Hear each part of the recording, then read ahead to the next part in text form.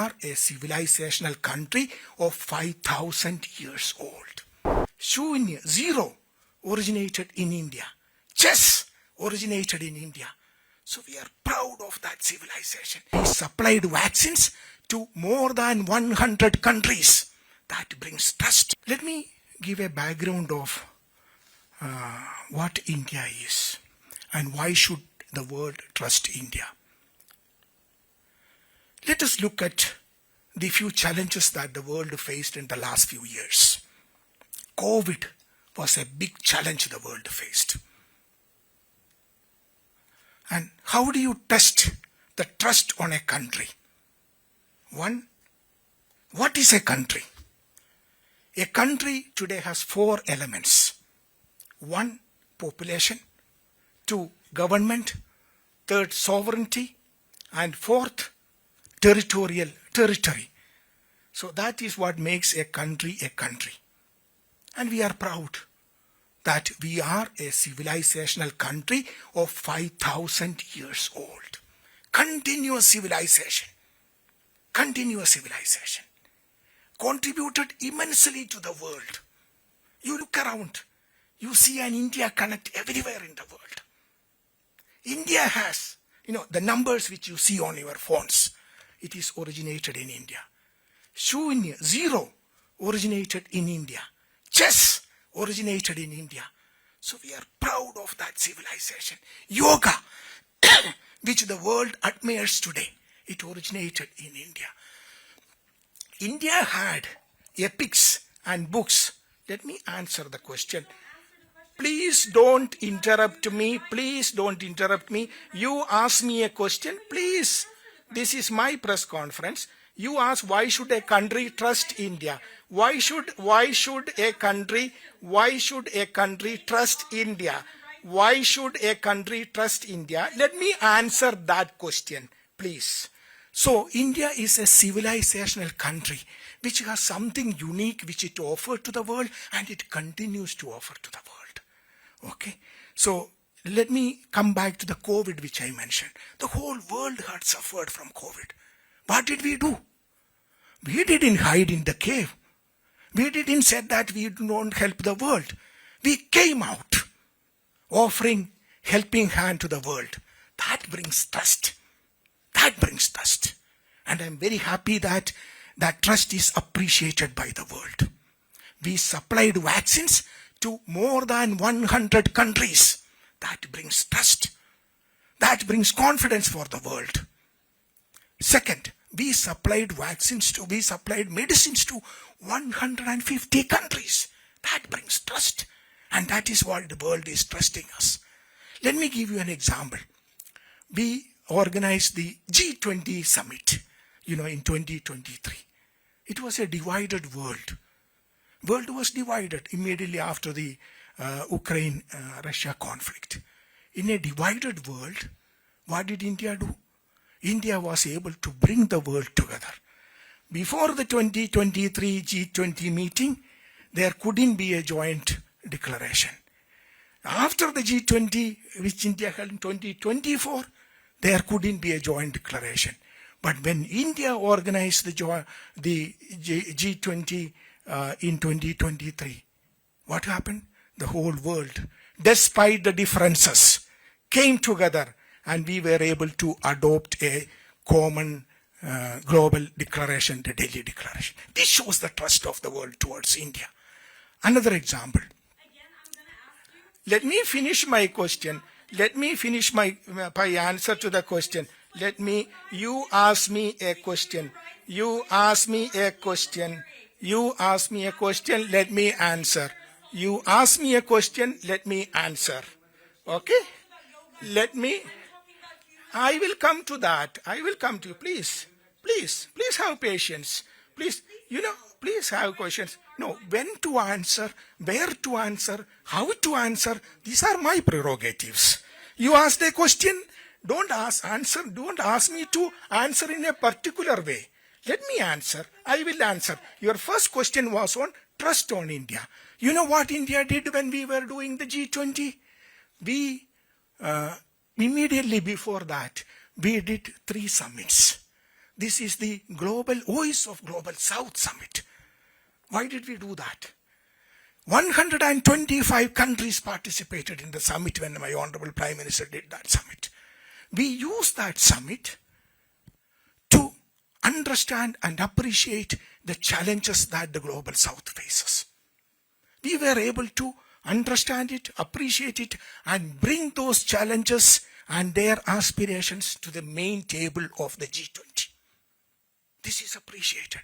This is what brings trust to the table. Then what did we do? First time in the history of G20, we were able to get African Union as a permanent member of G20.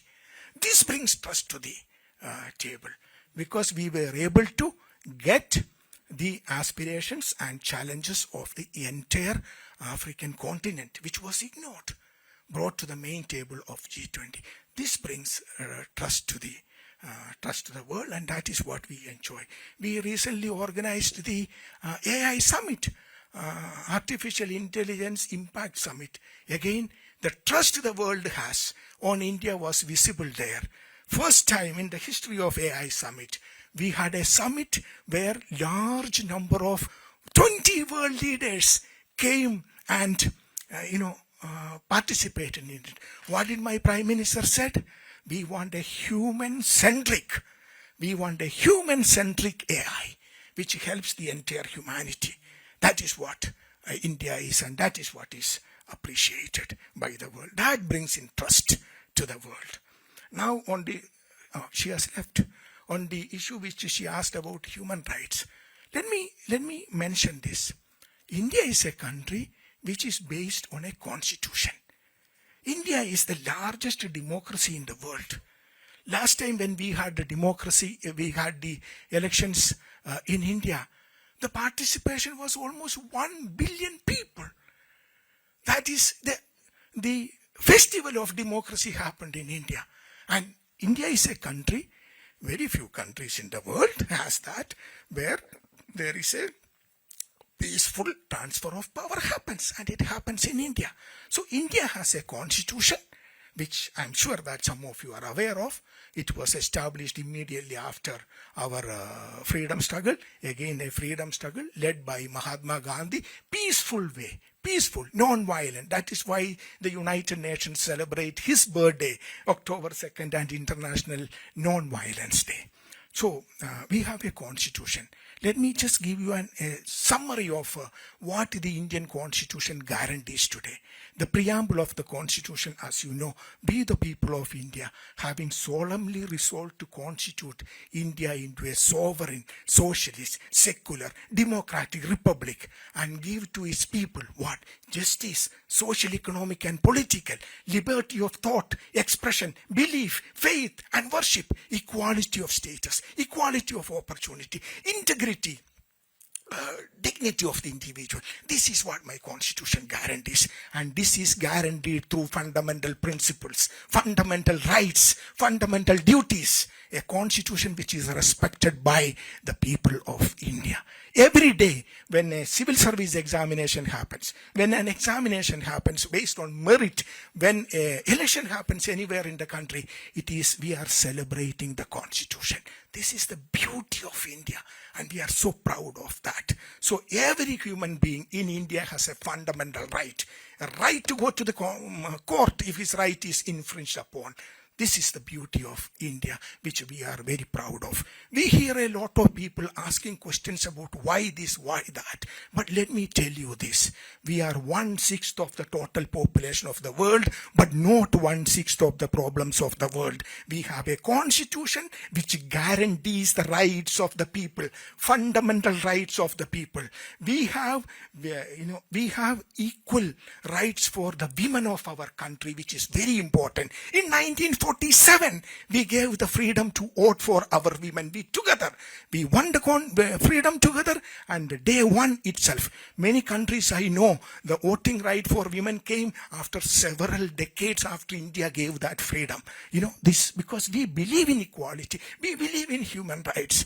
And what is the best example of human rights? The right to change government, the right to vote. And that is what is happening in India. We are so proud of that. But we have a constitution, as I said, which guarantees the fundamental rights of our people. If anyone whose rights are violated, they have the right to go to court. And some of you are from Indian media. You know how many stories appear. We have how many breaking news coming every day in the evening. At least 200 TV channels in Delhi alone, in English language, in Hindi language, and multiple language. People have no understanding of the scale of India. People have no understanding. They read, one or two news reports published by some godforsaken, ignorant NGOs, and then come and ask questions. Don't worry about it. We are proud to be a democracy. We are a democracy. Actually, if you look at it, let me share something very interesting. India is a democratic society. It is not in 1947 we became democracy. We were a democratic society for centuries, for millennia, and we are proud of that. If you look at it in the history of India, which continues even today, you will see that whenever there was persecution anywhere in the world, they came to India, and Indian society accepted everyone. That is why we have this diversity in India. We embrace the world. We did not eliminate. We did not go for ethnic cleansing, which many countries today have only one religion. Today only have one ethnicity. Why? Their forefathers eliminated the rest of them. That is not how we did it. Okay? We have diversity because we have tolerance. We have diversity because we embrace diversity. Whenever the world has faced problems, we welcome them. Same thing we did for COVID. So I think I explained it enough, no?